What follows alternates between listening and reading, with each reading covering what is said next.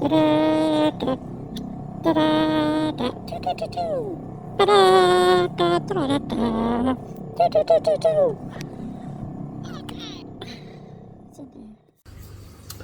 you ever been so sure of something that you would say, alright, that's it, enough, I've had enough of that? And for me, that was phase. I was so sure that it didn't need messing with because of this, the magnitude and the spherical measuring technique had dropped my depth back unbelievably, and like a straight line of point source positioning of every part of the stage. And I thought, well, that proves it. Phase is a non-issue. Believe me, I have been messing with phase since 5 years or more, and all in FIR domain, real-time analyzing with smart, 4 microarray, 6 microarray, single mic, whatever. I would linearize crossovers, I would linearize per speaker response, zero group delay, put it all together, and Bob's your uncle. And that was when I was tuning from the seat, from driver's seat. So not only was I never getting the infinity point of every frequency in the middle, you hear this frequency there and a bit there, and you go, oh, I just have to change that right hand bass, and you lift the right hand bass, oh yeah, everything's back to normal. And so, and a lot of times I do these amazing phase tunes, and when I say phase tuning, it'd be like, some people might be familiar with rephase. I have a tool which is like rephase, but it's in real time, and it's in real time math running on a PC. And when I move a frequency in the tool, instantly on smart the phase moves, so I can linearize a driver in under 5 minutes, and I linearize whole sides. And I guess 12 months ago I got to thinking I might be able to get better phase results if I stopped believing in smart, and I was using my ears to modify phase. And I said, if you can hear depth, you can linearize your phase. And that video didn't really go over that well, because not many people sit around all day changing phase in real time, with a computer. So, but there are a lot of rephase people out there using impulses and then loading them into convolution engines and doing that sort of stuff. So I'm kind of just speaking to the broader assembly of people who mess with phase. It's a noble cause, that's for sure. And what I'm doing now, I've always used, even post Spherical, I've always used smart just to tidy up timing, keep timing under wraps, and I'm not looking for that perfect group delay anymore, because I understand that smart is only telling us what it thinks is a coherent resolution of phase for every frequency at the microphone, and the microphone is the problem. The sound from my voice goes to the microphone. It also goes to this bit of material over here, and then goes to the microphone. And it also goes to the bottom of the bit, goes to the microphone. It also goes to the lid, and goes to the microphone. It goes to the ceiling of his garage, goes to the microphone. And I proved it in a synthetic digital way that you can feed smart a perfectly flat, rule flat phase response, and then just slightly increase the level of non-perfectly timed versions of the same signal, and eventually you end up something that looks like an acoustic phase wiggle. And depending on your level of smoothing, you could be out by 30 to 80 degrees phase, and you would use rephase or whatever your tool of choice is to go and change all that, only to throw the baby out of the bathwater you threw away the perfectly good phase from the speaker. You just threw it away. It doesn't matter how many averages you take at the driver's seat.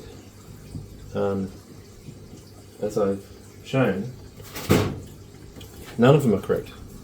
So you're just getting a fairly mediocre phase representation of what's not happening in your car. You're getting a soup. It's like, hey, smart, show me the soup. Show me the phase soup, please. And then you go ahead and tune for it. Tune for soup. When they're serving caviar straight to your ears. I know, I'd rather tune all the phase to the soup, and I'd rather flip all the phase insert versions with all pass filters. I'm not saying, don't go ahead and try all this stuff, but you don't need to all pass filter anything. That's just measurement anomalies. Like, the sound of a speaker does not suddenly invert to 180, then suddenly go back, 20 frequency points later. It's not happening. All pass is not a thing. It doesn't need to happen. You could use all pass filters when you're trying to match drivers in different frequency ranges on the same side of the car, so you get better addition. But yeah, forget it through the band of interest. Like, I don't know. Anyway, I'm not trying to blow up the rephase world. I'm just trying to, what I'm actually doing right now, get to the topic, the punchline of today. I'm actually going to try and see if there is a method of measuring the phase, the intrinsic phase of a speaker or system as it was leaving the speaker. And you can't record that just by picking random places in the car. So I'm going to pick a very specific place in the flight of each speaker, and that flight path that we're trying to intersect to have one more look at phase. This is like a Hail Mary, can we get something out of rephasing? Is there correctable phase? I've only done one here. Is there correctable phase left on the table? Is the amount of depth that I hear enough? Should I be satisfied with that? Or is there an extra half a foot? Is there an extra, journey down the hood or the bonnet? Is there more? I mean, my pods are quite far in front of me, and I'm hearing well into the bonnet. Anyway, so I just want to know, is there any more?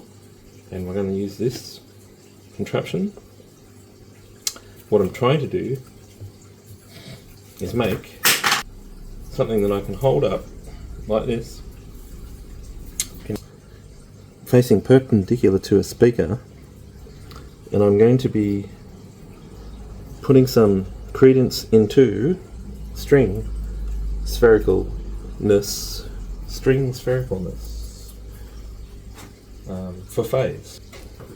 We're going to have ourselves a depth indicator in the phone. So just pretend you're the speaker. So I'm going to be looking at average phase combined, and if this is pointing straight at the speaker and this is perpendicular to here, all of these points should be the same distance from the speaker, and that's where we're going with this. We're looking for 4 points on the sphere. So if I go like this, they'll still be on this sphere like this, and I'll be doing this, so, but with the same diameter here, I should be able to just lock in the time, and close enough is good enough. Go up and around and see what we can get with that. So yeah, and then I'll save my preset. I would have done it for both sides. I'm not doing per drivers because I always test things out on sides to see if there's any weight in the idea, and then I would do single speakers later. So that's it. We're going to do spherical phase per side, and then I'm going to A-B them. Might even try blind A-B-X because I have a software to help me with that. And if we get more depth, then it may have corrected something that needed correcting. In the past, I've always, ABX'd things and then found out my phase experiments were always a bit neither here nor there.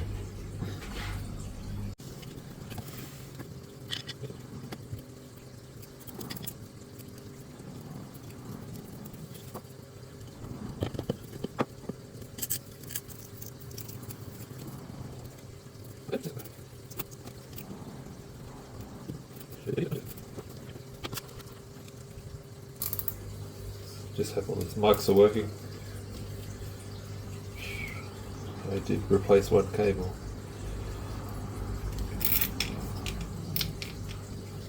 Check it out.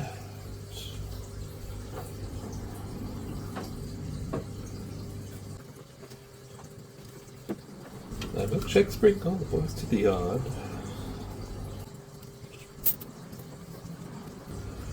And they're like, it's better than yours.